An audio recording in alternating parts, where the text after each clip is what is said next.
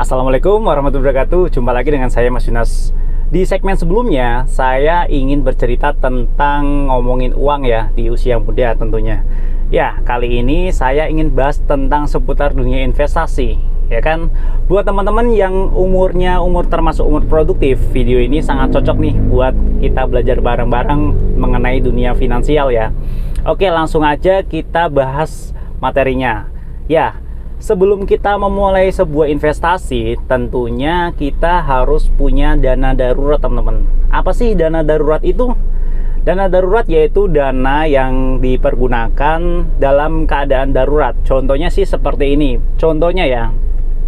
Jadi ketika kita pekerja, ketika kita tiba-tiba kena PHK karena masalah pandemi, kita masih ada dana untuk menghidupi kebutuhan kita walaupun kita posisinya nggak kerja. Tiba-tiba misalkan amit-amit kendaraan kita kenapa-napa, tiba-tiba rumah kita kenapa-napa, kita masih ada dana tersebut yang bisa mengcover kejadian tersebut. Itulah namanya dana darurat, teman-teman. Oke. Nah, kalau untuk dana darurat, berapa sih besarannya? Berapa nominal yang pas buat kita itu untuk mengcover kejadian-kejadian seperti itu? Kalau untuk saya pribadi ya, patokan saya begini. Jadi kita bedakan menjadi dua kategori nih, teman-teman. Yang pertama, kita akan lihat orang tersebut single ya, atau masih bujang, belum menikah. Kalau untuk single, sebaiknya sih menurut saya bisalah minimal 3 kali pengeluaran bulanan. Kalau misalkan sudah menikah atau berkeluarga, berapa mas?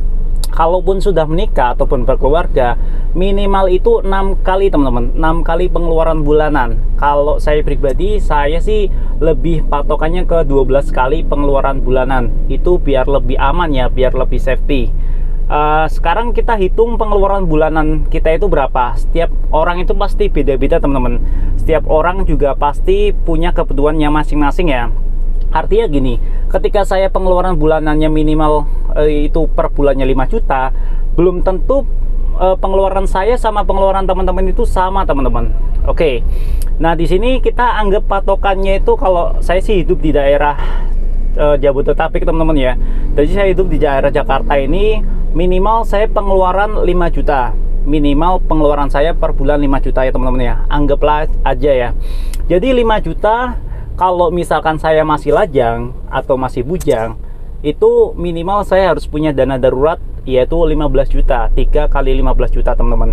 Karena saya sendiri saat ini posisinya sudah menikah dan saya juga sudah punya anak 2. Jadi saya untuk dana daruratnya minimal berarti 6 kali, teman-teman. Bisa 6 kali, bisa 12 kali. Tapi kalau saya pribadi patongannya 12 kali. Jadi untuk dana darurat saya 5 juta kali 12 kali pengeluaran, teman-teman, yaitu 60 juta ya. Jadi sudah ketemu nih 60 juta. Lantas 60 juta ini kita akan taruh di mana? Kita, kalau menurut saya nih pribadi, kalau untuk penyimpanan dana darurat itu harus yang fleksibel, teman-teman. Harus yang bisa dicairkan kapan aja, ya kan?